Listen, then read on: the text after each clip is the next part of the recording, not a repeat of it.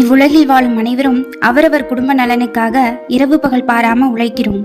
தன் மனைவி குழந்தைகள் நலனுக்காக எந்த எல்லைக்கும் போக தயாரா இருக்கும். தப்புன்னு தெரிஞ்சும் தன்னோட குடும்ப நலனுக்காக திரும்ப திரும்ப பாவத்தை பண்ணி செல்வத்தை சேர்க்கிறவங்க நிறைய பேர் இருக்காங்க. அப்படி நம்ம குடும்பத்துக்காக நாம பண்ற பாவத்தோட கர்மா நம்மளை மட்டும் பாதிக்குமா, இல்ல அதன் பலன்களை அனுபவிக்கிற நம்ம குடும்பத்தையும் பாதிக்குமா? இதற்கான பதில் இந்த காணொளிக்குள்ள இருக்கு. பதில தெரிஞ்சுக்க காணொளிய கடைசி வரைக்கும் பாருங்க. காணொளிக்குள்ள போலாமா? இதுவரைக்கும் நம்ம சேனலை சப்ஸ்கிரைப் பண்ணாதவங்க சப்ஸ்கிரைப் பண்ணிக்கோங்க, பெல் ஐக்கானையும் கிளிக் பண்ணிக்கோங்க. ராமாயணத்தை எழுதினது வால்மீகி முனிவர் அப்படின்னு நம்ம எல்லாருக்குமே தெரியும். அவர் பிற பொருள் அபகரிச்சு வாழ்க்கை நடத்தின ஒரு கொள்ளையன் அப்படிங்கிறது எத்தனை பேருக்கு தெரியும்? ஒரு கொள்ளையனா இருந்த வால்மீகி எப்படி உலகம் போற்றும் இதிகாசமான ராமாயணத்தை எழுதினாரு? அவர் செய்த பாவங்களின் கர்மா அவரை மட்டும் பாதித்ததா, இல்லை அவரின் குடும்பத்தையும் பாதித்ததா? இதற்கான பதிலை தெரிஞ்சுக்க காணொளிய கடைசி வரைக்கும் பாருங்க. வாங்க காணொளிக்குள்ள போலாம். வலியன் அப்படிங்கிற கொள்ளையன் காட்டிற்குள் செல்லும் வழிப்போக்கர்களை கொள்ளையடித்தும் கொன்றும் அவர்களின் பொருட்களை கொண்டு வாழ்க்கை நடத்தியும் வருகிறான். வழக்கம் போல வழிப்பறிக்காக சென்ற வலியனோட கண்ணுல அன்னைக்கு நாரதர் தென்படுறாரு. சாதாரண மக்களிடம் கொள்ளையடித்ததை போல நாரதையும் மரத்துல கட்டி வச்சு இருக்கிற பொருட்களை கொடுத்து விடும்படி மிரட்டினான் வலியன்.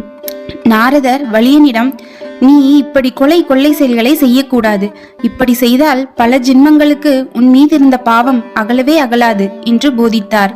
அதற்கு வலியன், என்னுடைய பெரிய குடும்பத்தை காப்பாற்றவே நான் இம்மாதிரியான காரியங்களில் இறங்குகிறேன் என்று சொல்கிறான். அப்போது நாரதர் அவனிடம், வலியா, நீ செய்யும் இந்த துஷ்ட செயல்களின் பலனை நீ மட்டுமே அனுபவிக்க நேரிடும். யாருக்காக இதை செய்கிறாயோ அவர்கள் இப்பாவத்தின் கூலியை ஏற்க மாட்டார்கள். இப்போது உன் குடும்பத்தாரிடம் சென்று இதன் துர்பலன்களின் விளைவை ஏற்றுக்கொள்கிறீர்களா என்று கேட்டுவிட்டு வா என்று சொல்லி அனுப்புகிறார் நாரதர். தன் குடும்ப உறுப்பினர்கள் ஒவ்வொருவரிடம் செல்கிறான். உங்களுக்காக நான் கொள்ளை போன்ற செயல்களில் ஈடுபட்டேன். தர்மத்திற்கு புறம்பான துஷ்ட செயல்களை செய்தேன். இதனால் பெரும் பாவம் என்னை சேர்ந்துள்ளது. ஆகையால் உங்களுக்காக நான் செய்த செயல்களால் என் மீது விழுந்த பாவத்தை துடைக்க நீங்கள் அனைவரும் என் பாவத்தில் பங்கெடுத்துக் கொள்கிறீர்களா என்று வலியன் குடும்பத்தினரிடம் வேண்டி கேட்கிறான். வலியனுடைய தாய் தந்தை முதல் மனைவி மக்கள் வரை யாருமே அவன் பாவத்தை ஏற்க மறுக்கின்றனர். மனம் வருந்திய வலியன் திரும்ப நாரதரிடம் வருகிறான். நாரதரே, நீங்கள் கூறியது எவ்வளவு பெரிய உண்மை என்பதை புரிந்து கொண்டேன். இனிமேல் யாருக்காகவும் துஷ்ட செயல்களில் ஈடுபட மாட்டேன். நான் செய்த துஷ்ட செயல்களுக்கு எனக்கு பாவ விமோச்சனம் கிடையவே கிடையாதா என்று கேட்கிறான். உடனே நாரதர் அவனுக்கு மந்திரம் ஒன்றை கற்றுக் கொடுக்கிறார். அதன்பின் எல்லாவற்றையும் துறந்த வலியன் நாரதர் கூறிய மந்திரத்தை உச்சரித்து தியானம் செய்கிறான். தன்னை சுற்றி கரையான் புற்று கட்டியது கூட தெரியாமல் பல ஆண்டுகள் தன்னை மறந்து தியானத்தில் ஆழ்ந்தான். கடைசியில், ஓ முனிவனே, எழுந்திரு என்ற குரல் அவனை எழுப்பியது. அவனும், நான் முனிவன் அல்ல, கொள்ளைக்காரன் என்று திகைத்து பதில் கூற, இனி நீ கொள்ளைக்காரன் அல்ல, உனது பழைய பெயர் மறைந்து விட்டது. கரையான் புற்றிலிருந்து தோன்றியதால் இன்று முதல் நீ வால்மீகி என்று அழைக்கப்படுவாய் என்று அக்குரல் கூறியது. அதன்பின் அவர் இயற்றிய ராமாயணம் கதையையும் அதன் பாத்திரங்களையும் உண்மை என மக்கள் நம்பும் அளவிற்கு சிறப்பு வாய்ந்ததாக பார்க்கப்படுகிறது.